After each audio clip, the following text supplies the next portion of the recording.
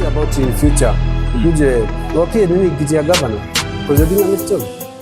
That one, during my time, that's when we even stopped those people who were stealing babies, because I managed to arrest 2 people who are trying to steal babies. One had actually put the baby inside a bag.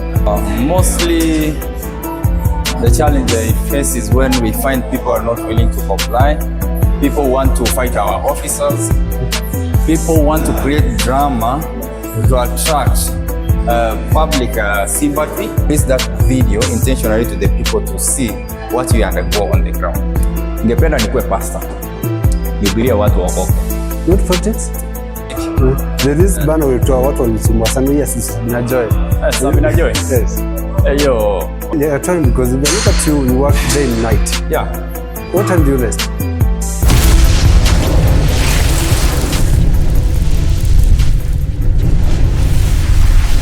Mosiri, yes. Allow me to ask you this. Who are you and what do you do? My name is Geoffrey Mosiri. I'm the Chief Officer in charge of Environment in Nairobi City County. Katibu mkuu wa mazingira gatuzi la Nairobi. Kazi yangu ni kuangalia environment, angalia maneno ya usafi, maneno ya pollution zile zinafanyika, be it air pollution, noise pollution, illegal dumping, and to ensure there is compliance as far as the environment is concerned. Yes. So today I'm going to take you for a back session working out, and we're going to know more about you, your childhood, and how did you come to this idea when you are doing your work and you always record your video? You see, you need to inform the people what you're doing, and also it's a way of creating awareness, educating the people, and we normally use real content to pass the information. You know, Nairobi is big. True. We can't be in every ward, in every household, and at least 90, almost, because I don't have the actual data, but almost 90% of the city residents, they are polluting the environment, be it illegal dumping, be it noise pollution, be it air pollution. Someone is doing an illegality. So we can't be in every household. But when you use the social media platform, the information reaches even those who are in other parts of Nairobi where we haven't been to. And there are also people who are suffering from noise pollution and they don't know where to report. By providing them the information to our social media platform, it helps us, and we are able to respond to such complaints on a timely manner. Yeah. So before you came to be chief of environment, what do you do before? I have served as an hospital administrator. I served in Mbagadi, Pumwani, Mamalusi, Mkuini, as an administrator in charge of health, hospitals, and I also served for almost 1.5 years as the chief officer in charge of health facilities in Nairobi County. Then I was transferred to environment like 6 months ago. So I've been here for just a short time. So you want to know more about Geoffrey Mosiri? Stay tuned and let's get into the workout.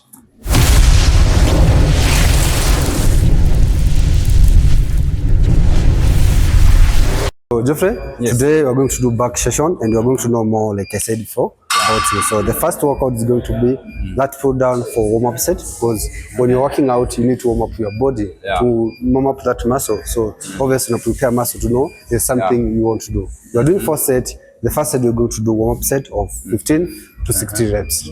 Okay. 15 to 16. 15 reps. So like I said, you're gonna hold through up IV and here, then you pull up.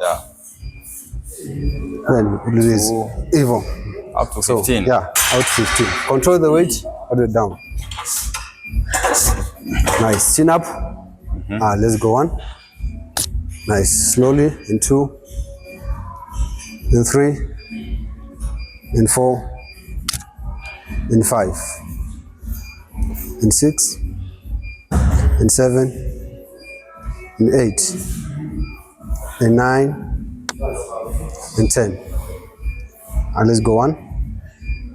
In 2, 3, in 4, in 5. Good job. So I'm going to do, then you do that again.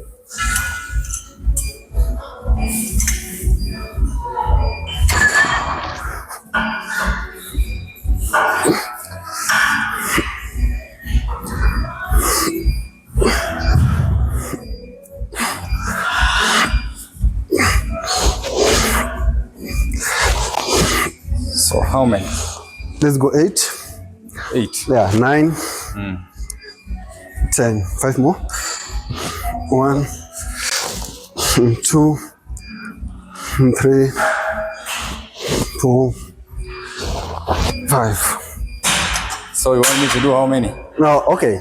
So now we're going to do, you can do 12 to 15. Because you already warm up. 12 to 15. Yeah. Let's see. Let's go. Let's say 10. 12 is fine. 12? Yeah. Okay. Let's go. 1, there's 2, and 3. Control weight slowly. And 4, nice. And 5, nice. And 6, 7, 8, 9, and 10. Give me 2.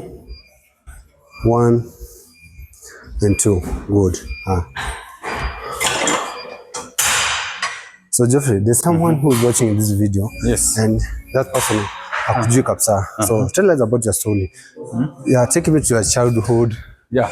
Yeah. I was born in a family of 21. My dad had 3 wives. Wow. My mother was 7.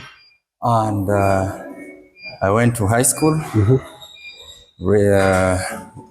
Later on, joined the University of Nairobi, the year 2010. I did a BCom Finance. Okay. I enrolled back again the year 2018. I did my MBA, Masters of Business Administration, which I graduated the year 2022. I was employed at the age of 23 as an hospital administrator. In government? Yeah, in government. That was before devolution. Oh, okay. So I was posted to Mbagathi District Hospital then.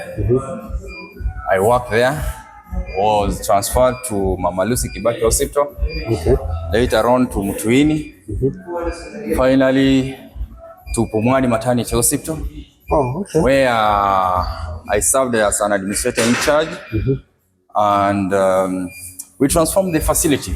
During my time, that's when we even stopped. Those people were stealing babies because I managed to arrest 2 people who were trying to steal babies. One had actually put the baby inside a bag. What? Okay. And it was transporting the baby outside the hospital. We reported the case to Shauri Moyo. Okay. She was arrested. She was taken to court. Yeah. And I also served in Mbagathi as an administrator in charge. Okay. Then after 9 years.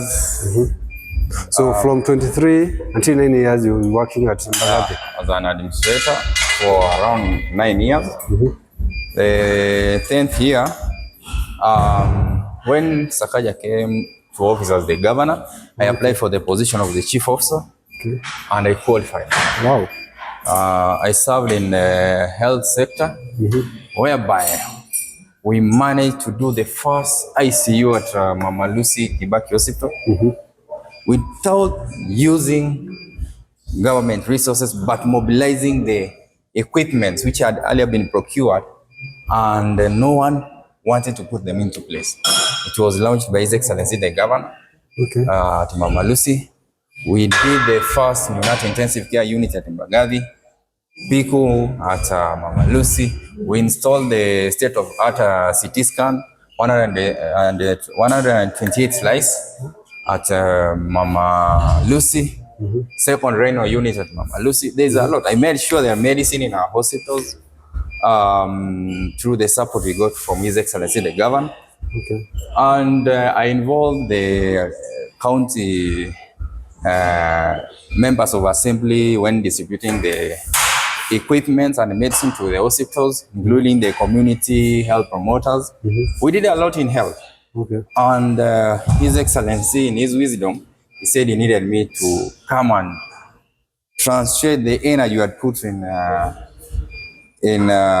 health. Now we go to environment and clean the city, because there was a lot of illegal dumping happening around, lot of pollution happening around, and that's why you have seen me around trying to make sure there's no noise pollution in the residential area. Bus operating in the residential area that were making noise, nowadays we are able to take action.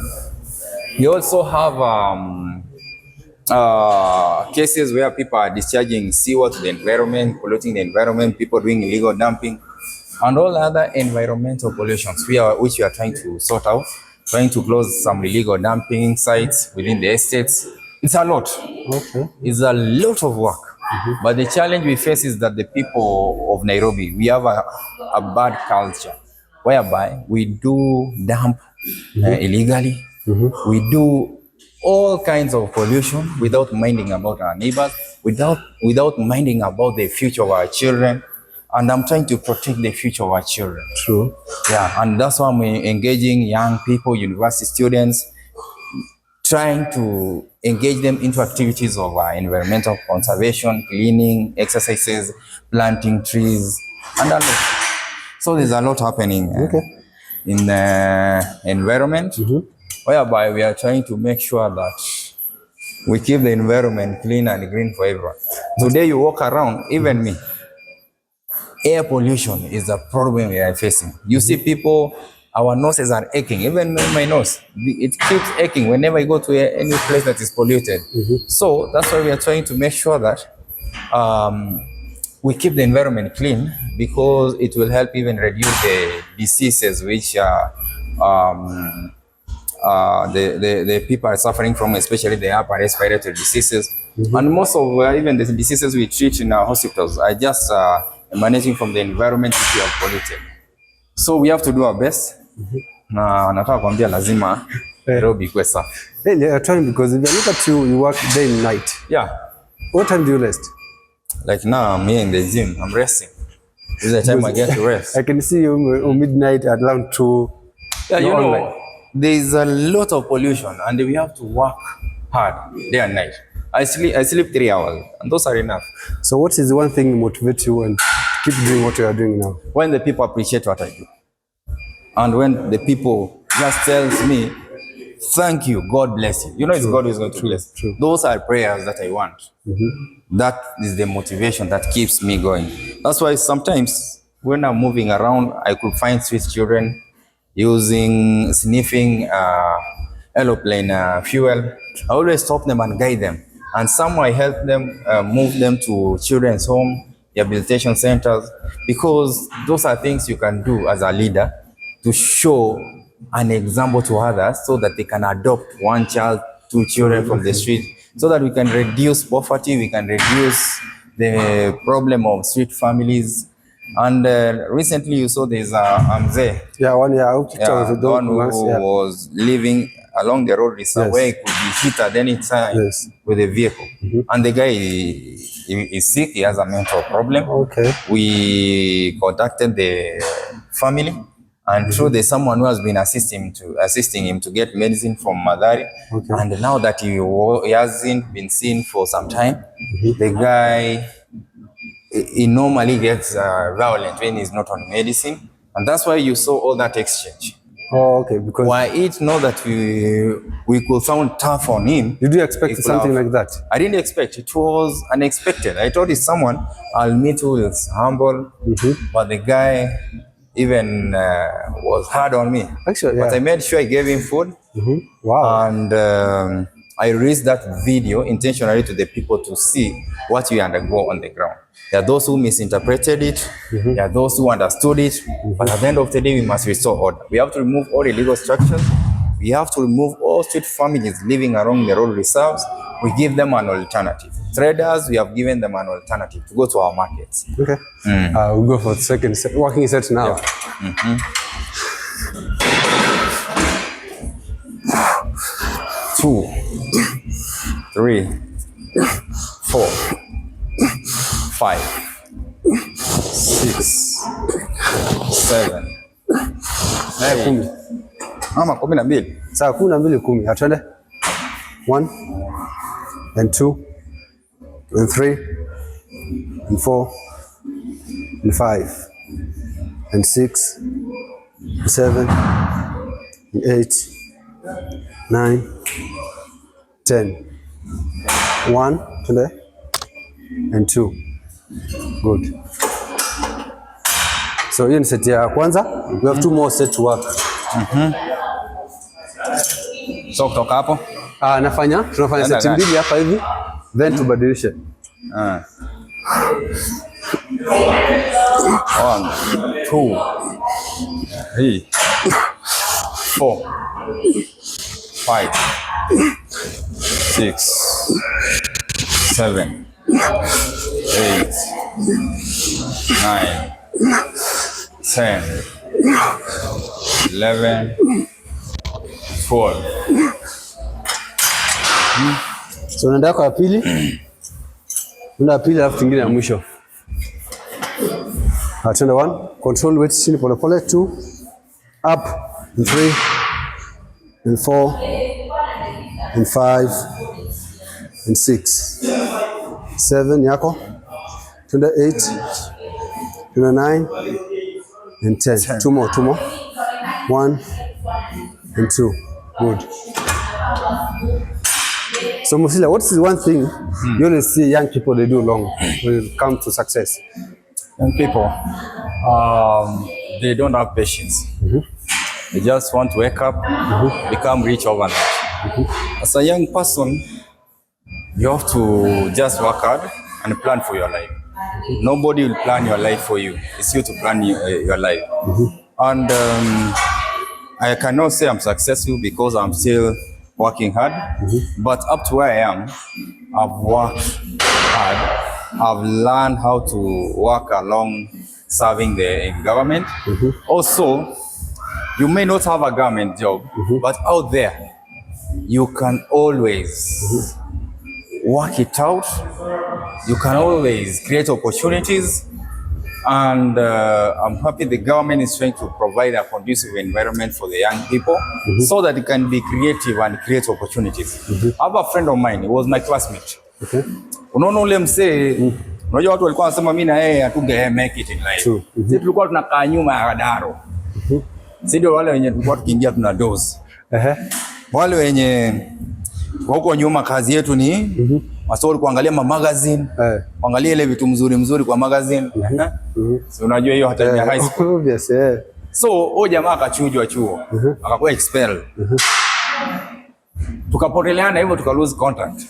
Tumepatana tu recently, anaitwa Cleophas. Agaka. The guy owns a big company.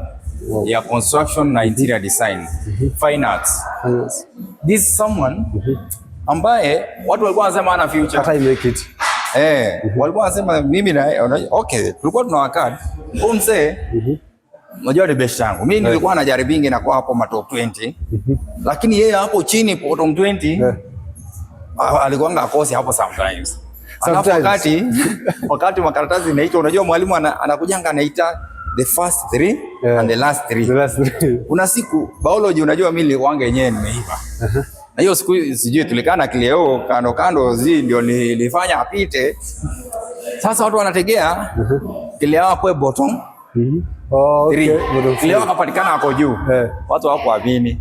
So in this life it's about working smart, having a plan. And above all, just trust that God is a living God who can always determine your destiny where you want to. Maisha yetu unajua kama uamini God, hakuna mahali tutafika. So young people, just work hard. Everything in a process. Like where you are. Naona umeiva, nilikuwa nimeiva ukuliko, lakini naona umeiva kwa gym kidogo, kunishinda kidogo tu. Kwa sababu uko anza tu ku work out that venye umeingia tu gym once ukaiva. The process. So in life, everything you want to achieve, just follow the right process. And with time itajipa. Yani ipo siku. Naambianga my youth, ipo siku itajipa. So just work hard. So we're going for the last set.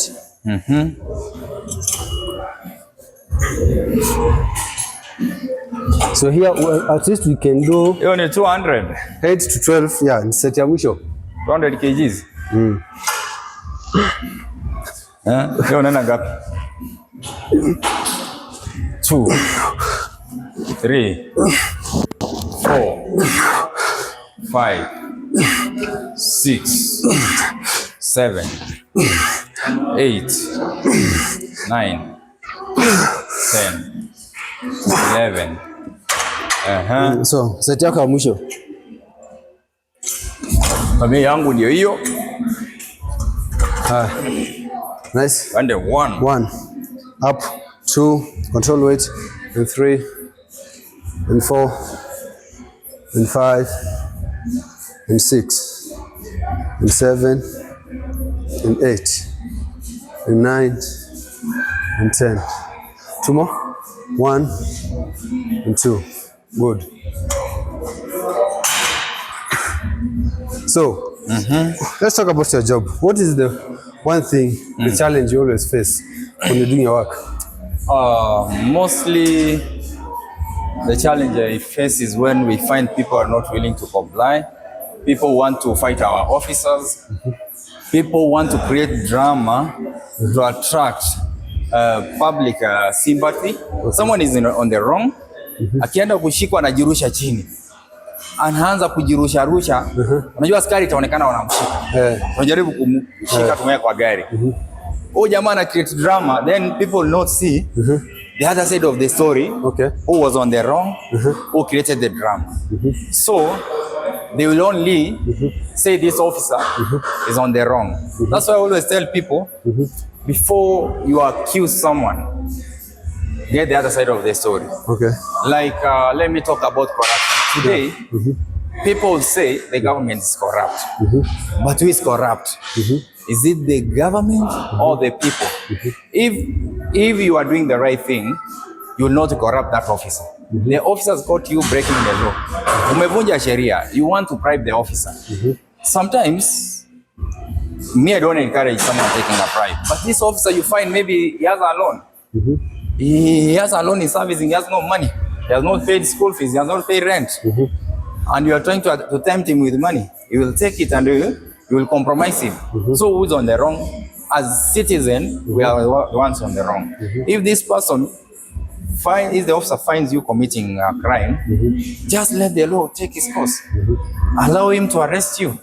Or ask for apology. He will forgive you and correct you the right way. So it's the same thing. We are trying to say that the challenges we are facing have been created by our own people, our own citizens of this city, and Nairobians, Kenyans, who don't want to do the right things. And that's the main challenge we face, whereby there is a lot of resistance when we are trying to do enforcement to ensure that people are in compliance with the law. Okay, let's go to the second exercise. Yeah. How we do here?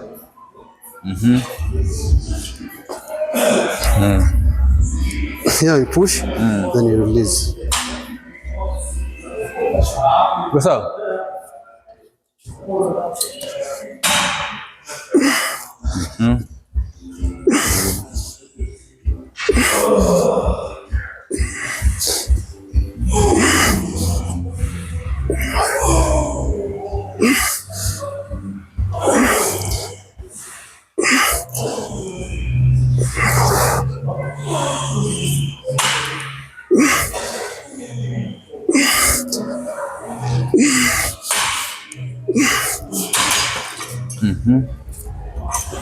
How many? We'll do 12 to 15. If you can do 12, 15 is fine. Move back a little bit. Then again, move back. Songa hapo. Then now just up. Push. 1. Nice. 2, 3, and 4, and 5, 6, 7. Let's go 8, 9, 10, 1, 2. Good. So 2 more working set.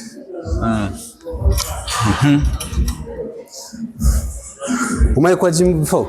Yeah. Do you still train? Why? Nanga once. Nile sikuangi serious.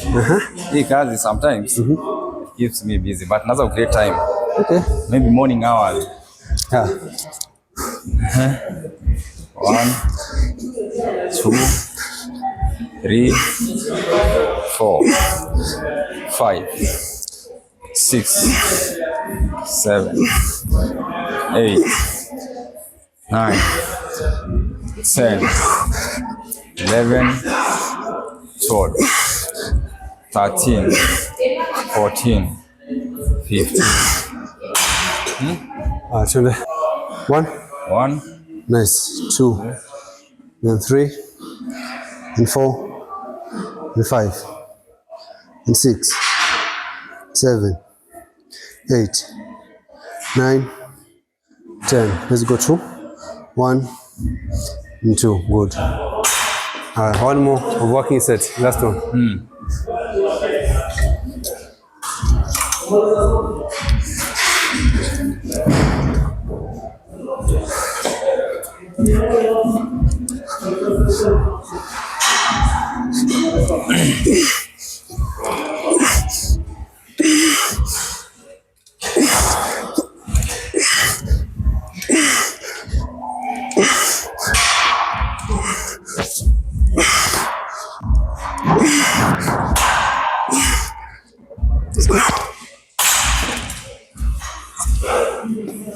I'll go last set.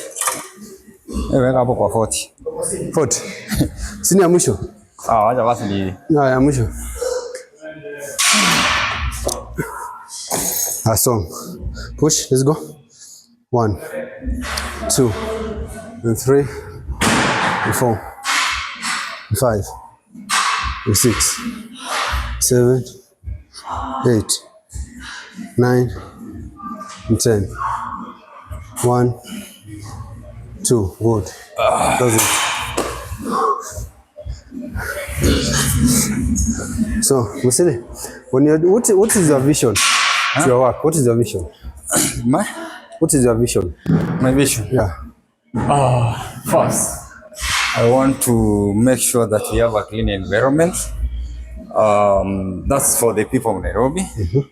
An environment where people will have clean air to breathe. Environment free of illegal dumping, garbage, free of sewer. And for myself, I want to grow career-wise. Okay. I just want to work hard so that it can open for me more big opportunities, maybe even national governments or outside the country to big NGOs. And also, I also want to leave a legacy where people will remember that Mosiri, when he served in the environment sector, the city was clean and green. Called dumbbell rowing. So you lift the dumbbell like this, then up, then you push there. Yeah. Give me 12. Only 3 sets. 12? Yeah, 12. 12, 10. Here, I want you to put your legs. No, just put the dumbbell down first. Here, open your legs here. Then you bend your ankle to your knee here. Then you push up. Yeah. Then look forward. 1, 2, no, 3, 4, 5, 6, 7, 8, 9, 10. Put down. Good. 2 more to go. Look at my form. I want you to do something like this.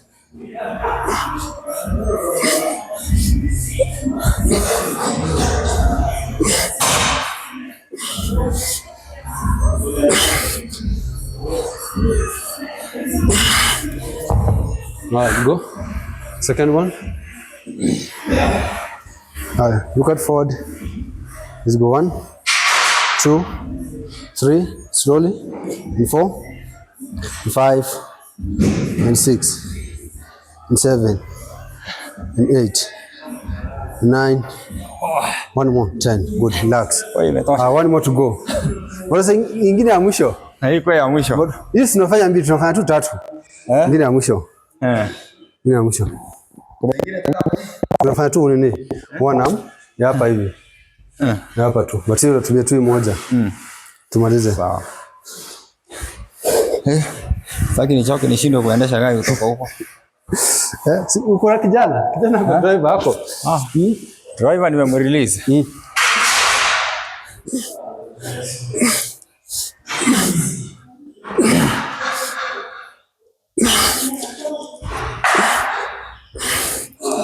So, yako ya mwisho.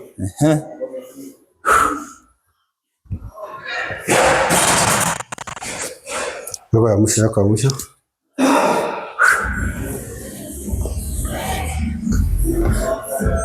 Zero, 1, 2, 3, 4, 5, 6, 7, slowly, 8, 9, relax, 10. Good, Nivo.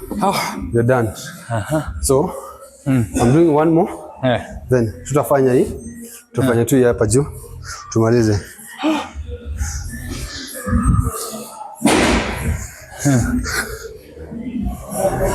Hivyo.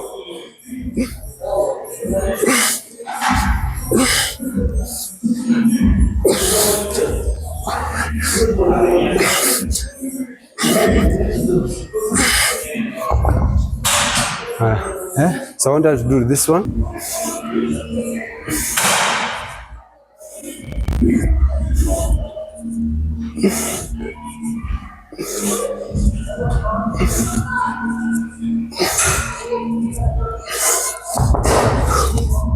Let me finish.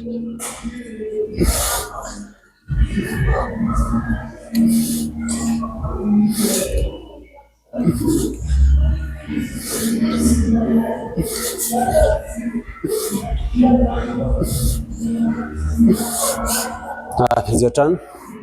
You only do 10.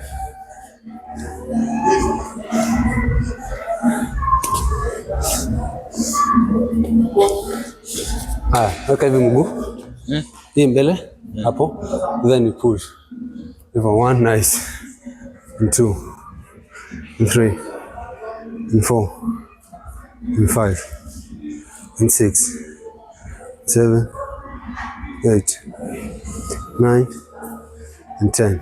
Change. 1, 2, 3, 4, 5, 6, 7, 8, 9, 10. 2 more. Relax. Take a break. So, if I look at your job, you're doing honesty. You're doing an amazing job to your work, and you are doing a lot. I think because you work day and night. If let's say example right now, God will, you get the seat of governor in Nairobi. What is the one thing you will change? First, I'll focus on health, environment, and infrastructure. Those 3 key things. Once you get it right in health, you reduce on the. Once you get it right on the environment, you reduce on the number of diseases people are going to contract from the environment. It will cut down the cost we spend in our hospitals. We'll have more money to invest on roads infrastructure. And I think that's the only way you can even reduce the cost of living for the residents. I don't know if it's good to take water. It's okay, it's okay, it's good, it's okay, it's okay. Okay. Ndio nimekawia gym. So leo. Hii ni ya mwisho. So, because you are the one who person I said, umepatiwa kiti yako for all those years and you're doing a great job and you're doing like you're pushing more than your limit, I can say, because working day and night, I don't think even like what you're doing is very good. And I can say, what's about in the future? Ukuje wapie nini kiti ya governor because you're doing a amazing job. That one is if God plans that I be in future. Yes. After my boss finishes his 2 terms, because what I'm working on is to ensure that my boss finishes his 2 terms. Okay.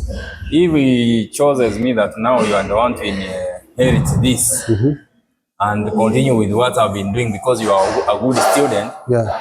I'll take it up. Yeah, because you, I can say, you are a very good student, all the things you are doing, and on that I say, even though when you're independent, here's an example, independent, say I want to, after your boss, amaliza term zake mbili, I want to ndaka kiti ya governor. I think you can get, because personally, I can give you my kura, because what you are doing, honestly, I look at you. What I'm doing, I'm not doing it for myself. I'm doing it for God. Okay. And serving God is serving His people. And who are these people? You and others. So if I give my best to you, God Himself through you, Okay. I'll achieve whatever I want. So provided I'm serving the living God. So there's this time you, I think, will try easy banners town was in the midnight. What was the idea? Uliamkaje ukasema? No, as we were cleaning the streets,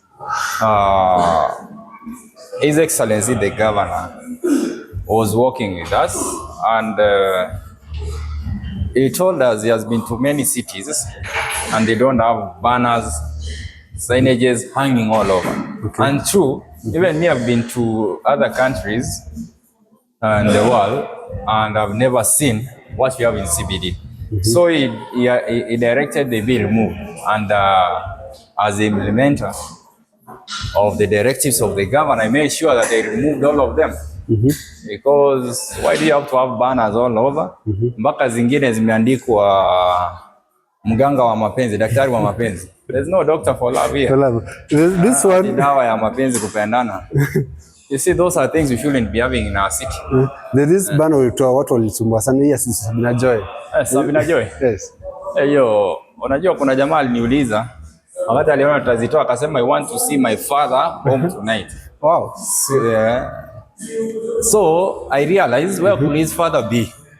Ni Sabina Joy. Akasema aje tutoe ya Sabina Joy. Ndio babake apatikane nyumbani. Tukaitoa na nikampigia picha, your father will be back home tonight. Yani shortly. And he told me thank you. Wow. And through his father went back home because alienda kutafuta Sabina Joy akaikosa. Lakini yule anataka Sabina Joy nitamtumia pin location. Mimi najua mahali iko. Nilichukua pin kabla tuondoke hapa. Okay. So let's say this ukitoa banners, ukisikia the owners will complain sana sema Mosiri is coming midnight anatoa vitu zetu hapa hivi without telling us. Ulopata notice? You are given notices. We are not, and also you don't give someone a notice to remove an illegality. Okay. You have to give you a notice when you are discharging sewer to the environment. That's a notice you stop. No. Okay. Some of the things which are illegal requires to be approached legally, following the legal mechanism. And what you have done is we are just doing within the law. Okay. Yeah. So we do that set, 2 set here. Okay. You can do it, I can do it also. Yeah. Yes, yeah. Now let's go together. 1, 2, 3, 4, 5, 6, 7, 8, 9, 10.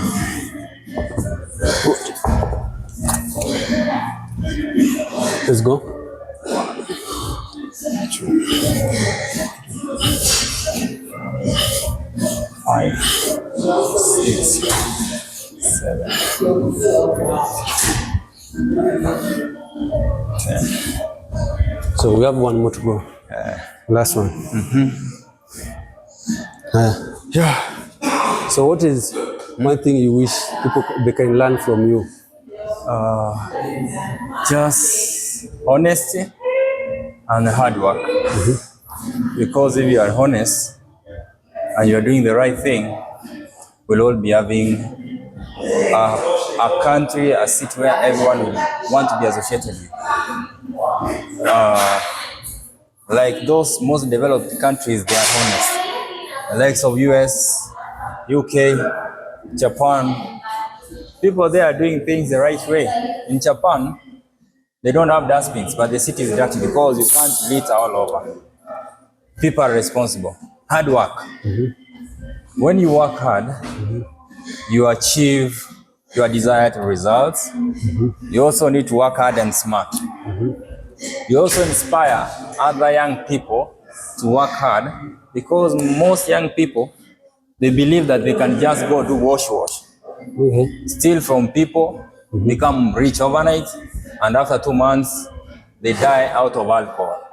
So if you work hard for that money, you not go and buy alcohol, walk around surrounded with a union of women. Let me say not women but girls, a union of girls who just are a vultures, just trying to suck what you have stolen. After 2 months, you die from depression, or the same alcohol just kills you, a road accident, because that money you didn't work for it. If you work hard, you will invest, you'll use the same money to change the lives of the society, whatever you earn out of it. You will impact on the people in the society, and that's the best thing you can do for the society. Yeah, just work hard, be the best, lead as an example, change the lives of the people around you, the young people, be an inspiration, be that person everyone wish to be when they grow up. Like if you go to South Africa, kids want to say, I want to become the Mandela. In our country, people say, when I grow up, I want to become like President Kibaki, President Uhuru, President Ruto, because there's something they did for the society when they served. So be that person who is an inspiration to men. Okay, let's go last set. Yeah. Now let's go on. 2, 3, and 4, and 5. Wachila vitu chini kabisa. Hapo.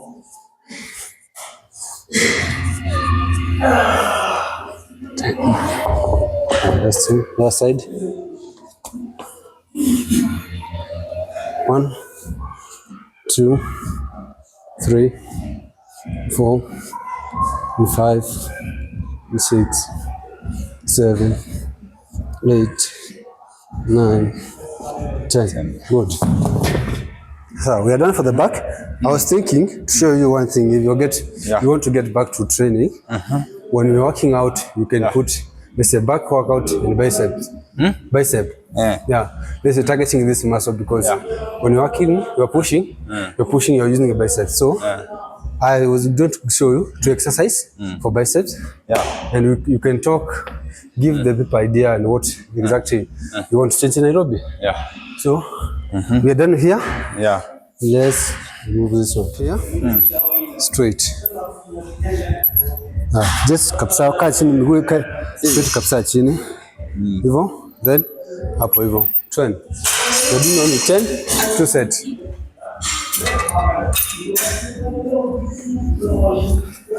Hapo hivyo, chin up. Weka hapa ndani, kwa mkono hapa hivi. Hapo, push, then it is release. 1, 2, pole pole, and 3, and 4, and 5, and 6. Come on. 7. Let's go 8. Let's go 9 and 10. Good. Start. One more. Mwisho. So uzileke na kungani when you're working out, because each part of body you got a different muscle. And each part, kwa mfano kufanya shoulder, you can do shoulder with arms. And we are doing like something like chest, we are pushing. So chest, we tricep.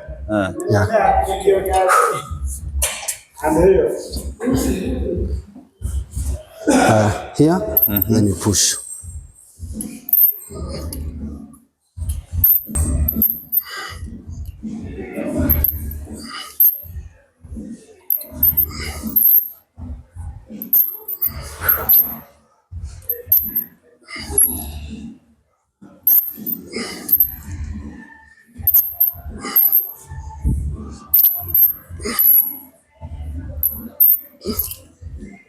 Haya kwa mwisho. The same 10 only. 1, 2, and 3 slowly, and 4, and 5, and 6, and 7, and 8, and 9, and 10. Good. Ushamaliza hiyo. For today it's enough. Yeah, you're done. There's one thing when you do your work, ulitoa like hawkers. You say you don't need hawkers in town. Umepeleka wapi? Hawkers, kama unakumbuka gavana alikuwa amewajengea backstreet. So tuliwaambia warudi kwa mahali wametengewa. Why do you have to block someone's shop? Umefungia mtu anauza viatu na unauza viatu. Yeye anauza hii kiatu 2000, unauza 500 kwa sababu ulipi rent, ulipi license.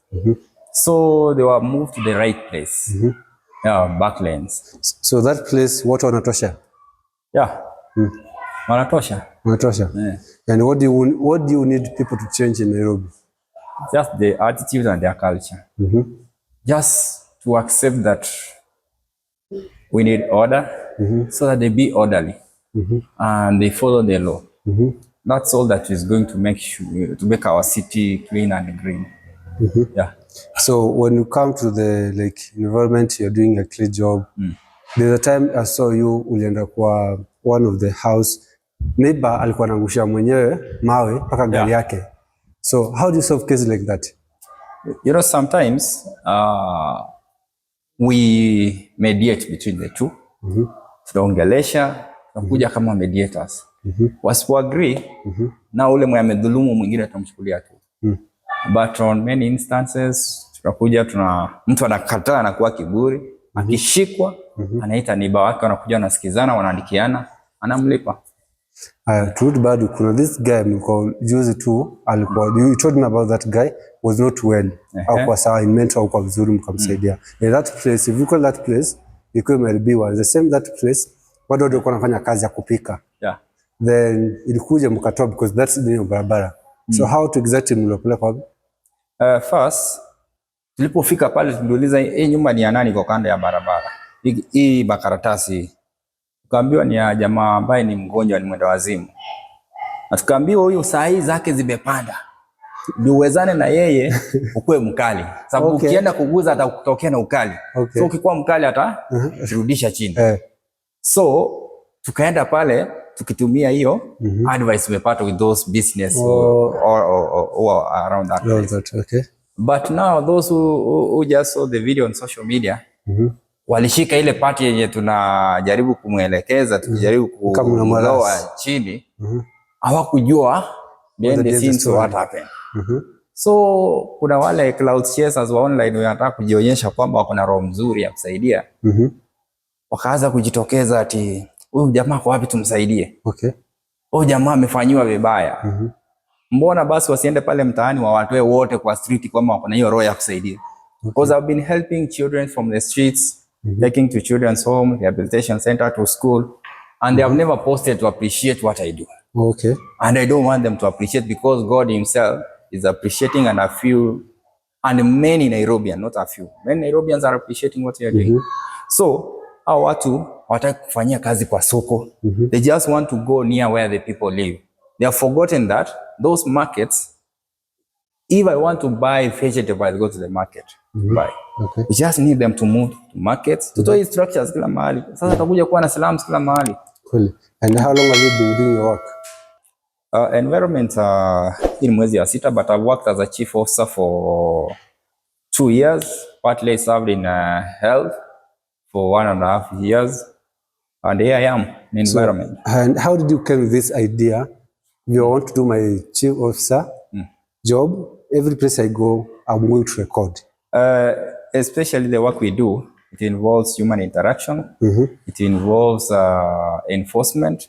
If you don't document, you won't have evidence. If the people see a part where someone anajirusha chini, they attract public ya waneo huruma, but they don't know the other side of the story mali ilianzia. To document, hata ule anataka kuharm, anaogopa.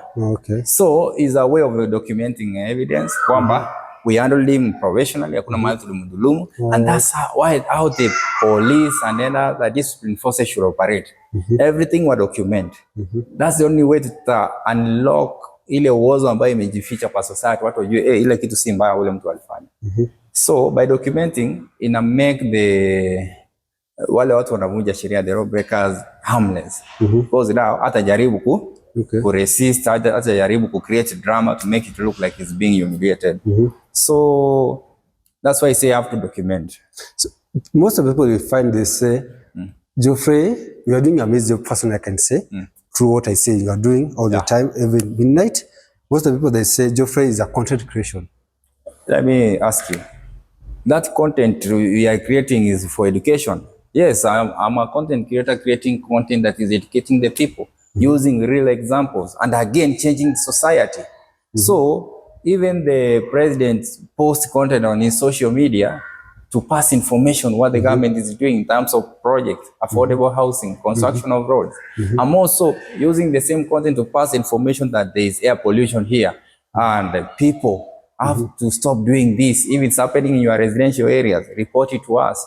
So it's a way of creating awareness and educating the people. So if they call me a content creator, it's okay. I'm doing real content that is educative, creating awareness. In fact, they should appreciate me and they should pay for that content because I'm doing it for free, sacrificing my time and energy. So, like I said before, you work 24/7. What time do you get to, because you have family, what time do you get to? Yeah, over the weekend, on Saturdays and Sunday, I create time for my kids. Before I go back to work sometimes at night, I normally make sure I go home before my kids sleep. I do assignments with them and also guide them and show them the way as a father. And also I create some time for my wife because lazima pia uchunge bibi. Wengine wanasema tu unapanga na bibi sangapi utagongewa. Siwezi gongewa. Mimi najigongea. Mimi nakuona kazi yako na kuanga like 24 uko online, uko kazi, uko huko. A lot of place. Sometimes you work and you create time in between.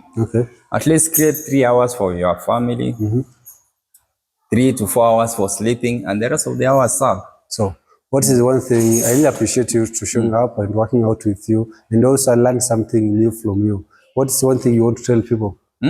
Ni kitu gani unataka kuambia kitu amsho, because we are done here today? Ile kitu nataka kuambia watu, just be yourself, do the right thing. Make sure your actions does not affect your neighbor. Make sure you create a conducive environment for yourself and your neighbors. As you live, let's embrace one another. Let's do what's right within the law, and we shall achieve a better environment for all, because today in the world we are facing matters to do with climate change, and let's work together to mitigate some of the effects that are being brought about by the climate change. And for the people of Nairobi, tuwajibike, fuate sheria, na tusafika mahali tunataka, na ipo siku tajivunia Nairobi. So one thing, are we going to expect Geoffrey Mosiri after your boss amemaliza term yake inge politics? Ningependa nikuwe pastor, nihubirie watu waokoke. Not politics? In politics, people have made politics dirty. But if God chooses, if God says that I'll go there, who am I to say no? I'm here to serve God. Where I am, I'm serving by the mercy of God. But I want to be that leader who inspire, who change, who transform the society. A leader who leads people to the right direction. And if God decides that that's what He has put inside me, God's time, it's the right time, we shall wait for it. Okay, I appreciate it. Guys, if you enjoyed this episode, share this episode with your friend, and tell a friend. Also, drop your comment down below. Let us know what do you think about Geoffrey should do better. For kazi yake, see you in the next one. Peace out.